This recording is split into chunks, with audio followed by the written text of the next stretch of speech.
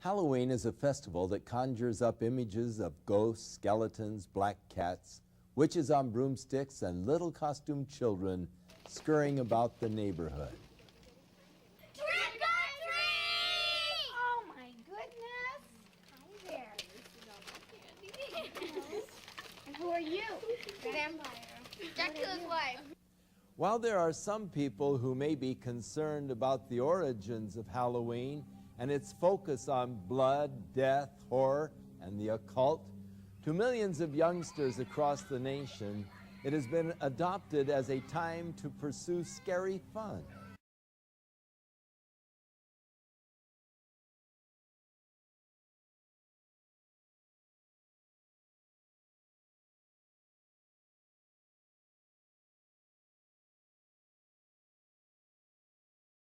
It is an opportunity to dress up in ghoulish or fanciful costumes, to engage in the fantasy of being a witch or a vampire, ghost or devil. Eager trick-or-treaters solicit candy door to door or bob for apples at Halloween parties. Others brave haunted houses and horror movie marathons, while the more daring visit cemeteries at midnight, play with Ouija boards, and hold seances in an effort to contact spirits of the dead. One of the biggest promoters of Halloween is the public school system. School-sponsored Halloween-themed activities often include dances, costume contests, carnivals, and arts and crafts projects. Education officials admit that more effort is usually put into the celebration of Halloween than any other day, including Christmas and Easter. Is the stimulation of a child's sense of fun and fear all there is to Halloween, or is there more? For many entrepreneurs, Halloween is big business, a major promotional event used to bring in billions of dollars worth of revenue.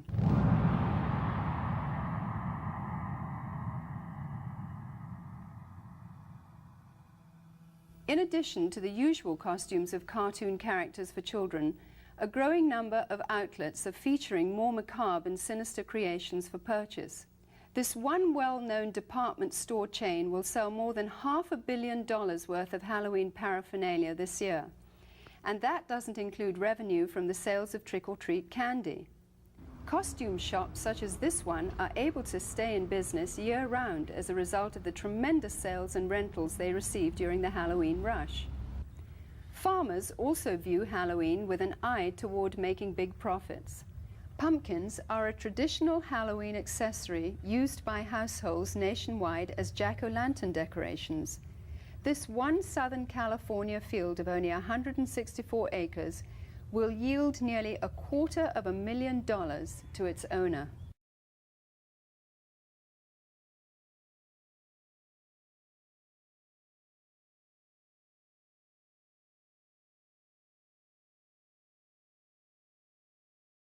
Halloween is manipulated by the promoters of horror movies and videos as a major marketing opportunity.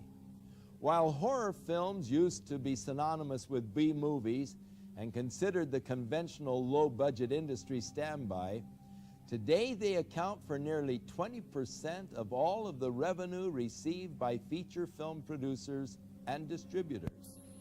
The success of the technical revolution in special effects has attracted serious film directors to produce well-crafted, elaborate horror productions.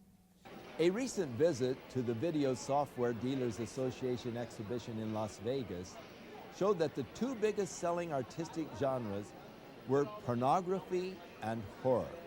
Many of them hire practicing witches or Satanists as technical advisors who ensure the authentic reproductions and performances of rituals, sacrifices, spells, and curses. Hollywood is continuing to capitalize on society's growing craving for the occult and demonic. The irony is that while these producers label such films as fun and make-believe, people are so hyper during the day, they need to come home and watch something that's totally unreal so they can release themselves from all the pressures. It's just the type of thing that makes you laugh and forget about life. Over the last 2 decades, most horror films have become far more graphic in their depictions of violence and cruelty. Movies affectionately known as splatter films routinely detail torture and dismembering of bodies, drinking of blood, cannibalism, rape, and a host of other grotesque atrocities.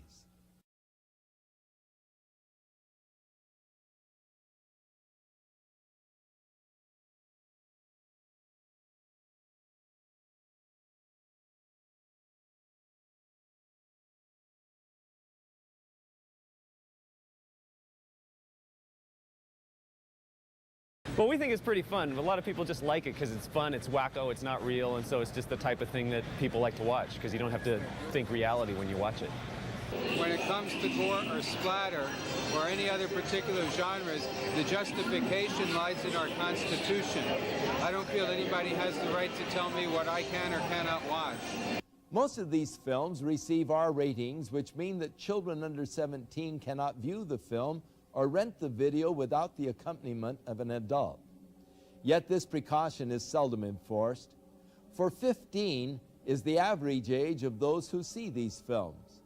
While many producers claim that these gruesome spectaculars are merely fun and not dangerous to the psyche of our youth, many of the scenarios from the horror films are duplicated in copycat crimes which make for sensational headlines.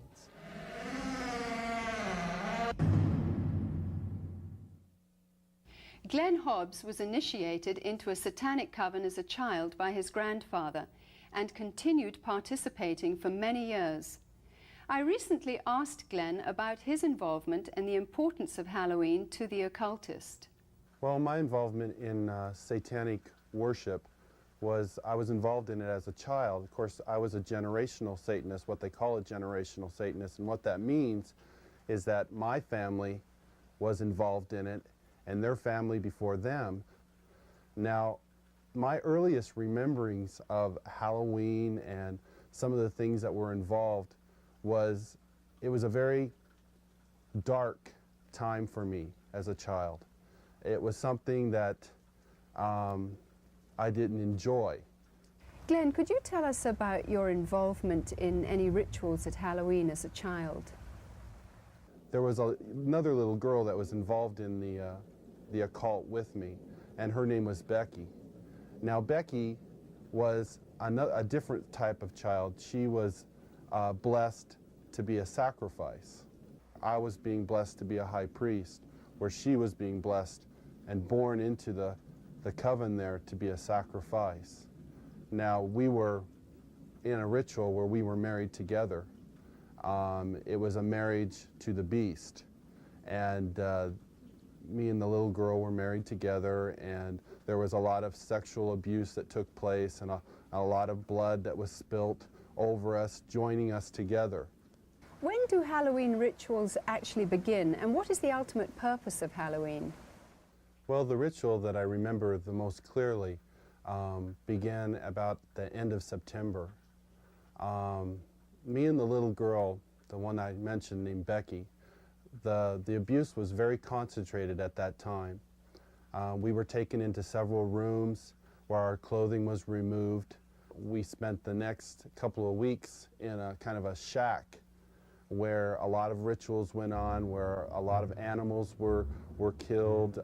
They summoned Lucifer and his spirit to come and possess me, and so that I would be blessed to take over the position of the high priest at a certain point in time.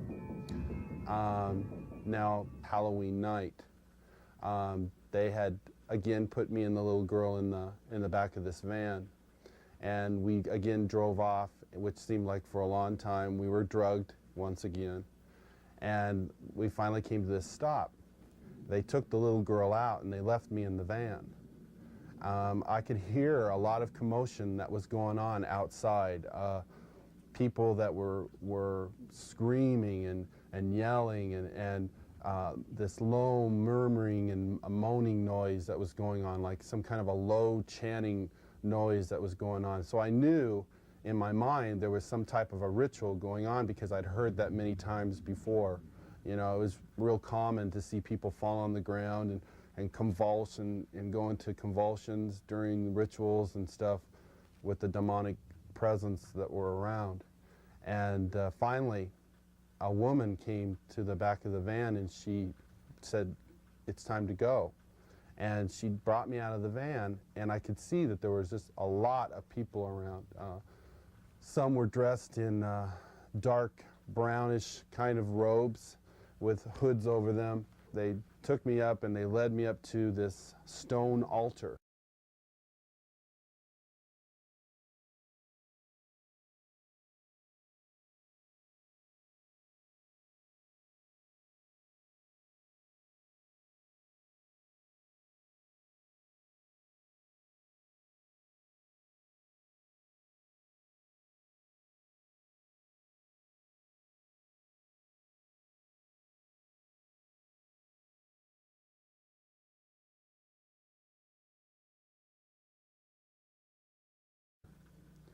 And I remember I saw the little girl, and she was on the altar.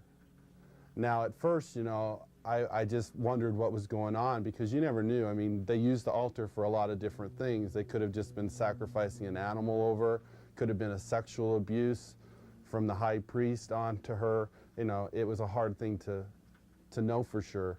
Well, they ushered me up to the altar, and I could see that they had bound her feet. They had her feet spread apart, her legs, and they had bound them to the ends of the altar, and they had taken her arms, which were laying out this way, and roped them to the altar, which had little kind of like hooks, which they could bind the ropes around.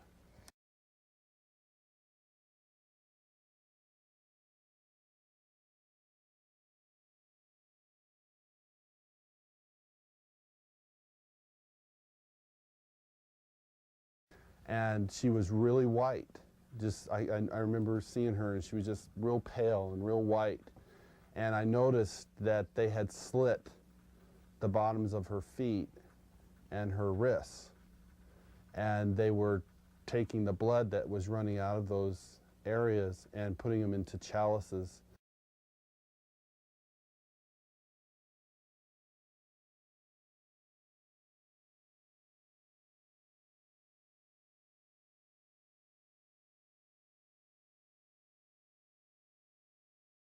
And passing those cups around to different people who were partaking of her blood.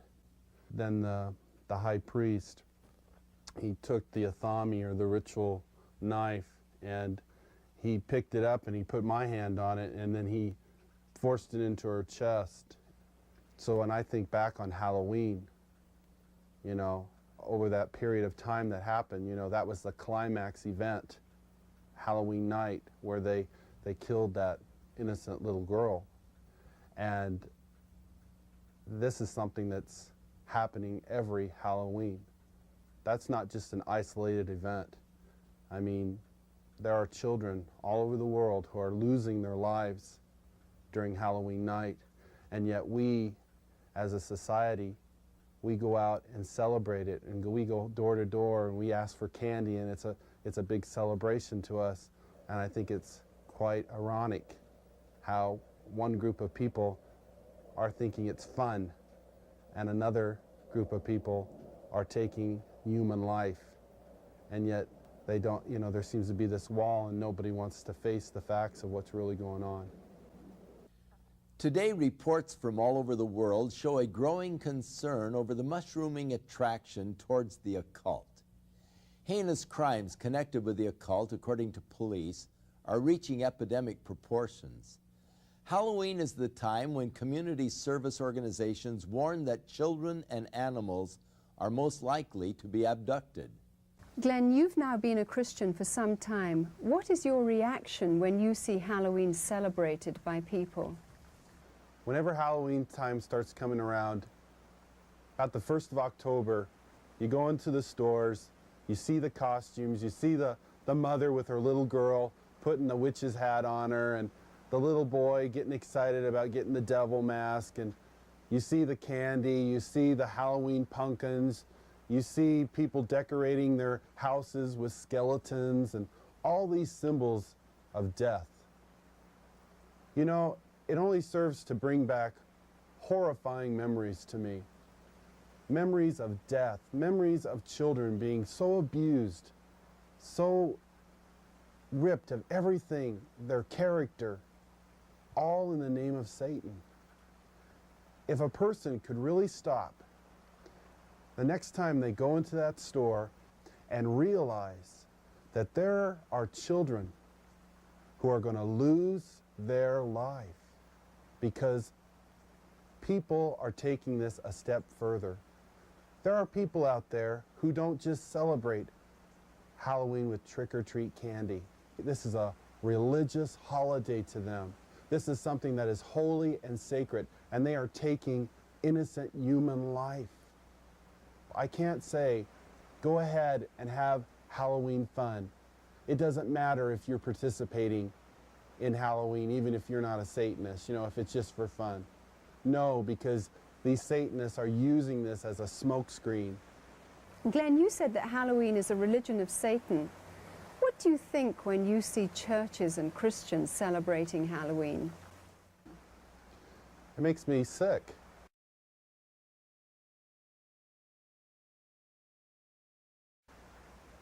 That the Church of Jesus Christ would take on this horrible demonic thing that is happening in our world. Christians should be the ones who are standing up against this. Christians should be the ones who are saying these terrible things are happening and we want to stand against this. Churches should not be having these Halloween parties at all. They should be coming together as brothers and sisters in Christ, binding together and coming against these dark forces, praying for these children that God will spare their lives, that somehow God will intervene and save these children. Whether the public chooses to believe in the frightening growth of Satanism or not, the fact is that a highly organized network of Satanists are operating in America and Europe today. They seem to be respectable members of society and are integrated into all professions and walks of life.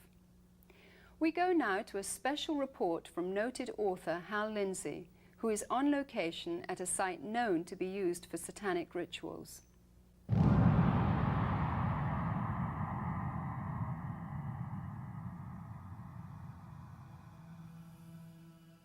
We came out to a place in the hills east of Los Angeles, to a location that has been identified in the past with ritual worship and, we believe, Satanism.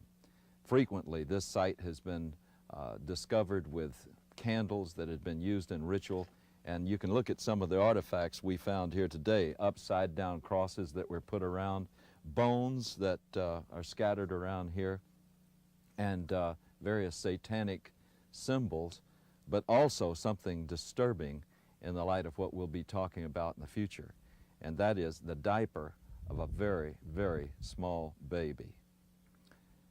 You know, I believe that this country is experiencing a pagan invasion, including a new upsurge of practice of witchcraft, the New Age, and as we will talk about today, outright Satanism. Around the middle of the 1960s, there was a dramatic upsurge in satanic worship, beginning with Anton LaVey and his writing of the Satanic Bible and the founding of the Church of Satan in San Francisco in 1966. I watched as this accelerated, not just in the West Coast, but around the country. When Charles Manson... It's nice to unwind after a long week of telling people how Liberty Mutual customizes your car insurance so you only pay for what you... and his gang in 1969. Satanic Bible and the founding of the Church of Satan in San Francisco in 1966. I watched as this accelerated, not just in the West Coast, but around the country. When Charles Manson and his gang in 1969 committed the horrible, brutal crime at Sharon Tate's home, this was done in connection with all of the paraphernalia of Satan worship. This started a whole avalanche of satanic crimes. We've seen serial murders. We have watched as one after another has been brought to light. Many murders where satanic symbols have been discovered, the pentagram, 666, and all sorts of things of this nature were done. But more distressing, we have found all over the country reports that there are animals that have been mutilated in a very skillful and specific style that shows that they were ritually offered as sacrifices. There are now confirmed cases where there have been girls that have been used as breeders, and their infant children have been sacrificed to Satan. Halloween seems to be the high holy day for the Satanist and the occultist. Halloween is the time when all across the country, in secret little places, in the dark, there will be little babies sacrificed to Satan. You don't believe it? I know it's hard to believe myself, but there has been such an acceleration of worship of Satan that we believe that these sorts of things are happening, and we have evidence that they are. Satanism exists in this country as it exists elsewhere. It is appallingly evil. It is about murder. It is about child abuse. It's about sexual abuse. It is no joke and must be taken seriously and must be dealt with. If they can ritually abuse children, if they can in any way sexually abuse children, anything to destroy a child's innocence or their trust or their wonder at the world, they will do it. The most tragic stories that I've ever heard are where a child has told people what's been happening, and the adults have said, don't be stupid, that doesn't happen in this country, you're making up stories, you're lying. The problem we're coming across is that the higher officials in these public organizations do not want to acknowledge that this is occurring. We need to lift that veil of misunderstanding and saying, hey, this is a crime to be dealt with. It's the crime of the 90s. It's not going away. Satanists want to recruit. We know that it's been going on for many years. This is not new, but their arrogance and their outwardness about the way they recruit is becoming unbelievable. Sometimes they'll simply suck them in through the local high schools, sex and drug parties. We have an epidemic of young people participating in some strata of Satanism. Now, that doesn't mean that they're all out sacrificing human beings, but they may very well be doing the rituals that involve mutilation of animals. One fire department individual told me all of the woods around our area have these types of rituals going on. It is believed that if you kill an animal, that exerts a tremendous amount of energy that the people there can sort of vampirize on, and so animals would be slain.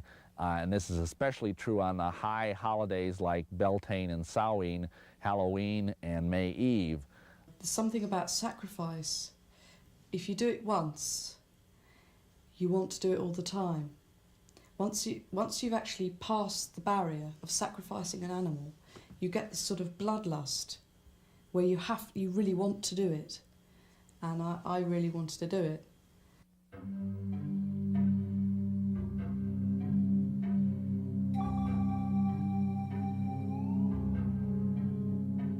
This lady in a black robe came forward with this little baby, and at first I didn't realize it was a real baby, and she just laid it on the altar. It was breathing, but it wasn't crying. And then the high priest just took the athame, or the ceremonial dagger, and just cut the baby's throat and caught the blood in a chalice. At that point, I was staggering, reeling. I thought I was just going to throw up. I just couldn't believe it. But by then, I was so scared that I just stood there. And then when I was led forward, I thought, this is it. It's your turn. They're going to kill you. And I was lifted up onto the altar. Now, I at that time was still in white. It was part of a sacrifice known as the sacrifice of the White Virgin.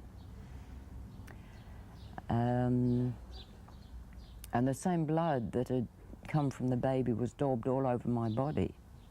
Then the high priest raped me. And I think at that moment, I was just, the fact I was still alive went through my mind. I thought, you're still alive. I then had to sign in blood a parchment stating that I would never ever reveal what had happened in a coven. If I did, I would die. Are human beings being sacrificed? Yes, they are. There's a lot of things that I would look for to make a determination on a ritualistic crime. It could be marks that are found at the scene. It may be things like a pentagram. It may be an upside-down cross. It could be, again, the number 666. It could be a loss of blood in the body, certain parts removed in a certain manner. They're victims. Some are targeted for specific reasons. One, because they wouldn't join. Two, because they did join and they want to drop out. Some of their victims are themselves. They voluntarily do it. In many satanic groups, a mother will be asked to sacrifice her own child to Satan, and she may even, in fact, be ritually impregnated to do that. She may even specifically have been impregnated, and then when the child is born, they never register the child as being born, and they kill it in a very horrible way, and sometimes the mother herself is actually asked to do it. Some of you may not even believe what you've just seen. You may believe that this is just something that's aberrational and that it just doesn't reach the mainstream of America. But just think about some of the headlines we've had recently. The case in Matamoros, where a group in Mexico were practicing human sacrifice, where they kidnapped and actually sacrificed several innocent young people. And think about the Night Stalker case here in Los Angeles, with Ramirez brazenly flashing the satanic symbol and saying, "Hail Satan," and holding up his palm with a pentagram in it. And yet Ramirez was convicted of some of the most brutal crimes that we've ever seen in this civilized society. One case where he caused the woman to say, "Hail Satan," while he was raping and sodomizing her alongside of her husband, whom he had already murdered. These are things that were done as a result, I believe, of getting involved in Satanism. The real Satanists, the hardcore Satanists, are involved in criminal activity, and for that reason they are going to try and look as normal as possible, the better to be able to deceive you. They're doctors, they're lawyers, they're teachers, they're oftentimes people who are in positions of great influence over small children.